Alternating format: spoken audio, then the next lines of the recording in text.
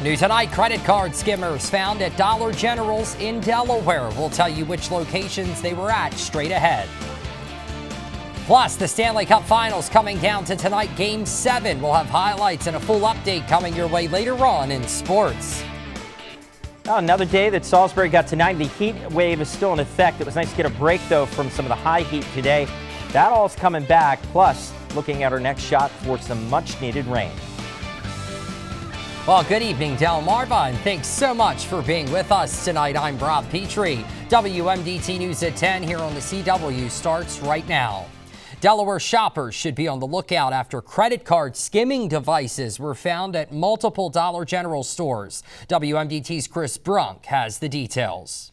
And it takes no time to place these things on there. Sunday morning, the Georgetown Police Department announced that they had recovered a credit card skimming device from the Dollar General on East Market Street. It's typically placed over top of the original credit card machine, mimicking the machine itself. So it's a lot of times difficult to tell unless you're really paying attention. This coming after another skimming device was discovered at a Dollar General in Felton on Thursday. We're communicating with our partners in law enforcement to determine if this is isolated or if this is something specific to Dollar Generals, and if that's the case, then why. Felton Police Chief Christopher Gild says these incidents at the same chain certainly could be connected, but it's too soon to say for sure. I mean, it very well could be.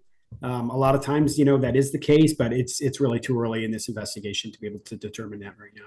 In both cases, police say they're still working on identifying suspects, as they're still in the process of obtaining surveillance footage. See, they do have camera footages or surveillance footage of their cash registers and stuff like that, or their checkout areas. So hopefully that will give us some type of lead to go with.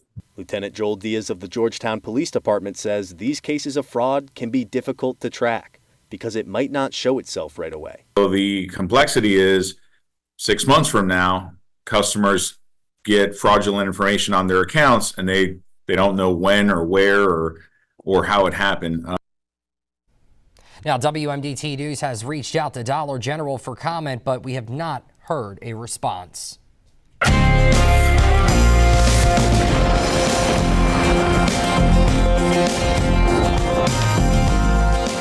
We did get to 90 again today in some spots, but considerably cooler and less humid eventually, especially as we got to the afternoon, compared to what it was like over the weekend. Taking a look at 24-hour change here across the area. 13 degrees cooler in Cambridge, 17 degrees cooler in Ocean City. On average, inland Delmarva in most places about 10 degrees cooler than we were at this time yesterday. East Coast Plumbing Skycam on a much more comfortable boardwalk out of the Ocean City area. Taking a look at temperatures right now. Look at the 60s here. We spent the past couple nights without seeing any numbers in the 60s. In fact, our temperatures have cooled to where they've been the past couple nights for overnight low temperatures, and we obviously still have a long way to go. Thankfully, that north-northwest breeze will continue subtly to bring in cooler and drier air. Look at this here. Late tonight, low 60s. And Rob, tomorrow's going to be another lower humidity day before we crank all this back up for the midweek forecast. We need some rain, too. I'm going to track that coming up. Yeah, well, we better enjoy it while it lasts tomorrow. Thank you, Rich. Stop, drop, and roll. We all remember that, right? Ocean City's Junior Fire Camp kicked off today, and dozens of kids got to learn some very important safety lessons. WMDT's Tierra Williams has the details. Ocean City's Fire Camp is here, and instructors are showing children what it's like to be a firefighter, how to stay safe, and how to work together. Even though they're doing various activities, they're still learning about teamwork, they're learning about safety, they're learning about accountability. Smoke alarms, safety precautions, and meeting spots are just some of the things students learned while attending fire camp in Ocean City. Firefighter Ryan Whittington says that this is the age they start recruiting, and that's why they provide a curriculum that can keep children engaged. We also teach a lot about fire safety. And everything that we teach these kids here, they are getting a glimpse into the safety aspect, fire safety, dialing 911, escaping your home, and what tools firefighters and paramedics use every day in our job. Reducing stress and anxiety around emergencies is a key part, according to Blake Cropper, a camp instructor and fifth grade teacher at Pocomoke Middle. So we teach them about not knowing their 911 address, but we also practice calling 911 and having a simulator because that could be very daunting. There are a few key things they train all the students to remember during a crisis. always making sure they're away from the stove in the kitchen, always making sure they're blowing out their candles when they leave, but also knowing their home address, knowing their meeting place outside. So if something were to happen when there is an emergency, they don't tend to freeze, they tend to jump into action. And I couldn't leave without speaking to the people this camp was created for. Finn Cropper is a 9-year-old who attends Snow Hill Elementary. Some things I learned was stop, drop, and roll, and apparently the canine here could do stop, drop, and roll, and that the hose can actually spray very far. He has fun here and says as long as you follow the rules, you'll have a good time. It's fine. It's just you have to listen and do what they tell you to, but it is very fun to come here. And in Ocean City, these campers say that the best camp is Fire Camp! In Ocean City, Tierra Williams, WMDT. Yeah, and get this, the Ocean City Fire Department expects to see more than 150 kids during the month. July session starts on the 15th, and while there is a fee, they do offer scholarship programs. And as always, you can get more details on these stories and others by visiting WMDT.com. Well, the Kent County Public Library is gearing up for a summer of child learning. Every Wednesday, the library will host the Touch a Truck event, where families can come and kids can tour different types of work vehicles, from tractors all the way to police cars. Library Tech Phoenix Coates says the event gives youth an opportunity to become familiarized with different types of cars, and it might even expose them to a potential career. Kids come out, we have different vehicles, everything from tractor trailers to state troopers to construction vehicles come out, and the driver says a little bit about their function, and then the kids get to go in and explore them and, play with all the buttons, blow the horn, hit the siren. Yeah, sounds like a lot of fun, and the event will be held every Wednesday at 10 a.m. Well, don't go anywhere. Still to come tonight, we'll have the latest on the abortion ban since the fall of Roe v. Wade. And extreme wildfires have more than doubled over the last 2 decades. Keep it right here. We'll be right back. You're watching WMDT. WMDT News, because local matters. Well, moving on here tonight, the city of Rehoboth Beach is responding after the Attorney General's office found they violated the Freedom of Information Act, or FOIA, in the hiring of their new city manager, Taylor Tedder.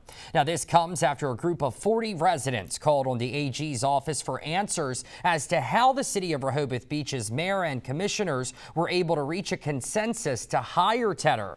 The Department of Justice issuing their opinion Wednesday, finding that the city violated the FOIA by holding an executive session for an improper purpose and by not allowing public comment. Now, the city is responding. Mayor Stan Mills issuing the following statement today, saying in part, quote, "To have been found in violation of FOIA laws signals a failure in the city's transparency and is an injustice to our citizens. We are committed to adhering to FOIA principles. We can and will do better." Meanwhile, fire officials are investigating a blaze that broke out at a home in Salisbury. Just after 2:30 p.m. Wednesday, firefighters with the Fruitland Volunteer Fire Department responding to a call on Colborne Road for reports of a house fire. When crews arrived, they saw a single-family home on fire. It took 27 firefighters about 45 minutes to bring that blaze under control. Officials say the fire started on the side deck as a result of discarded smoking materials. Now, those who live at the home are currently being assisted by the American Red Cross.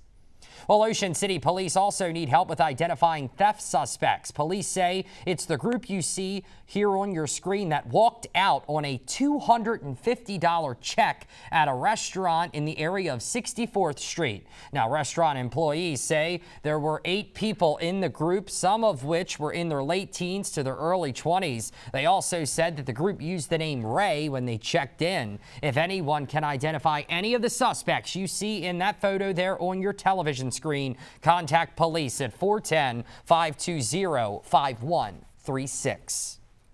Well, the Blackwater Apothecary, an Ocean Pines man was arrested after police say he spit in the face of a Worcester County Sheriff's deputy. Ocean Pines police say they were called to a home around 10 p.m. Monday for reports that a man had violated a protective order. Law enforcement arrived and met with the suspect, identified as 34-year-old Danny Wayne Musser. As police were placing Musser under arrest, he allegedly spit in the face of a Worcester County Sheriff's deputy who had arrived on the scene to assist Ocean Pines police. Musser was charged with second-degree assault along with violating that protective order. Well, Delaware State Police are asking for the public's help after several local farms were robbed of their copper wire from their irrigation systems. Farms in Greenwood and Houston were robbed of their copper wiring sometime between last night and early this morning. Now, state police say the suspects are trespassing onto those farms, cutting copper wires ranging from 50 feet all the way to several hundred feet. Anyone with any information is urged to reach out to Delaware Crime Stoppers. That number is 1-800-847-3333. Well, a Millsboro program is helping to show local youth tonight, a meeting of the Wicomico County Council at the Civic Center, including a public hearing on a proposed charter amendment that would significantly alter the structure of the county's government. WMDT's Chris Brunk was there and joins us here live in studio tonight. What can you tell us, Chris? Rob, this proposed amendment would remove the office of the county executive, and in its place there would be a county administrator appointed by the council. The meeting was held at the Civic Center instead of the usual government office building because a significant turnout was expected, and turnout is exactly what the public did. Nearly every seat was filled, and at times it was a tense environment as public comment carried on for well over an hour. It was not overwhelming, but those who spoke in favor of removing County Executive Julie Giordano were in the minority.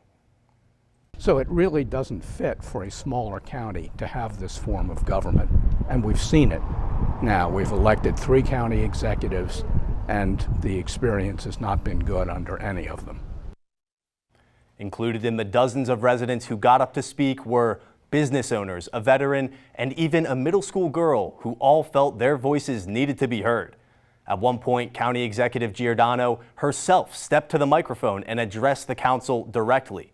She spoke passionately and called the amendment a, quote, power grab by the council.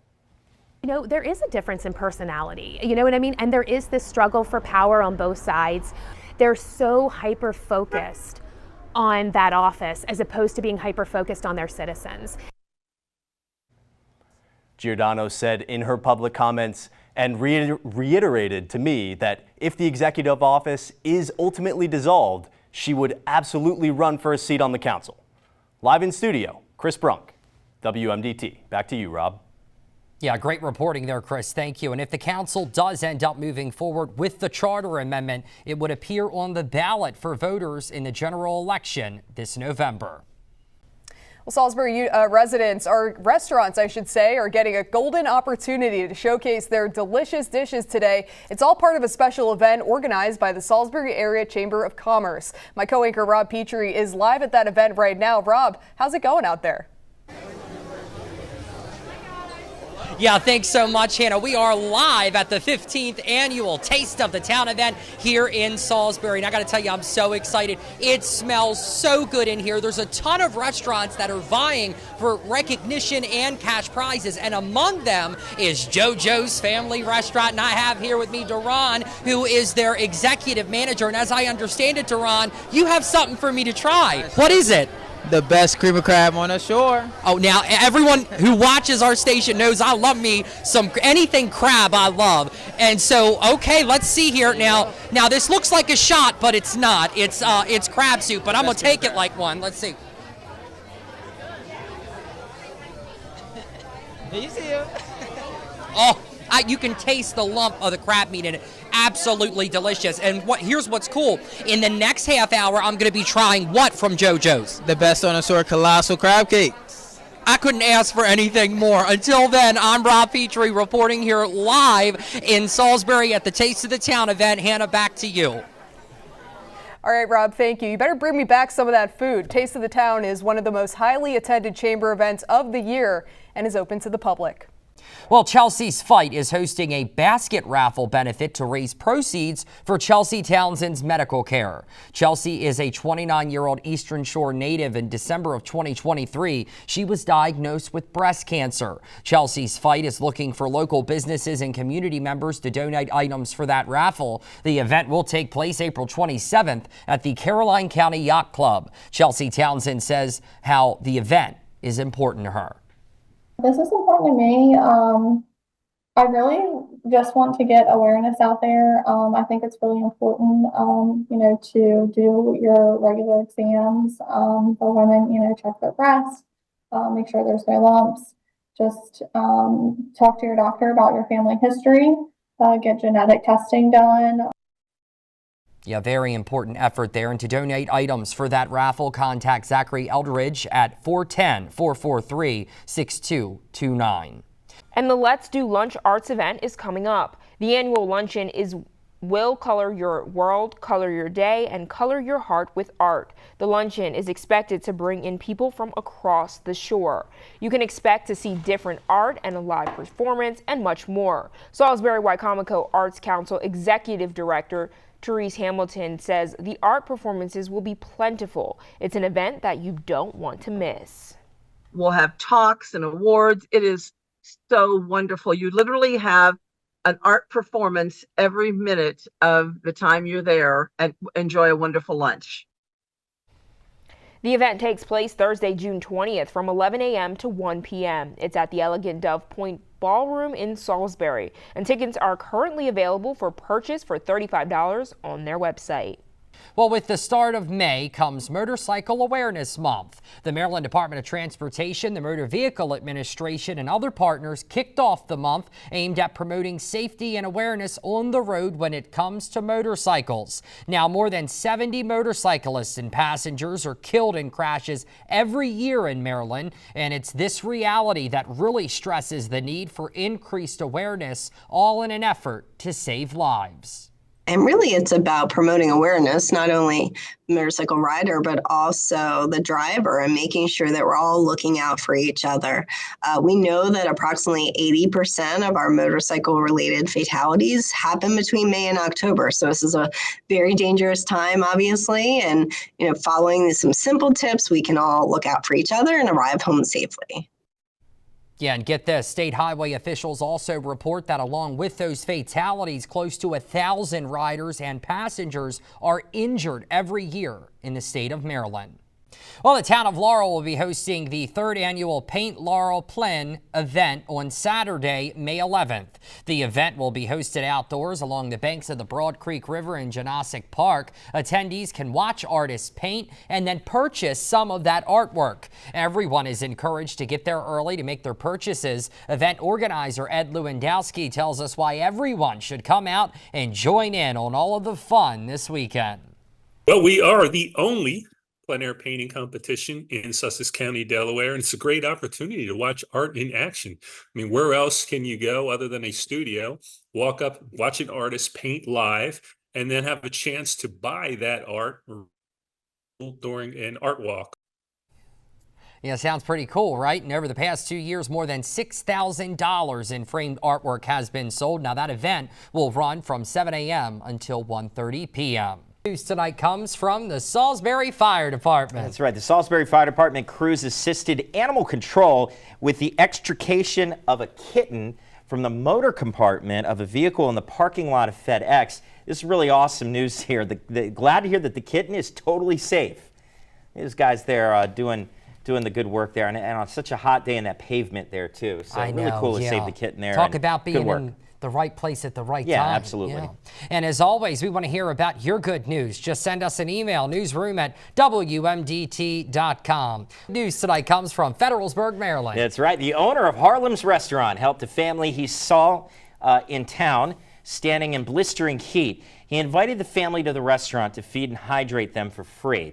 It's just such an awesome good deed to do for a family in need. I know, that's amazing. And as always, we want to hear about your good news. Send us an email, newsroom@WMDT.com.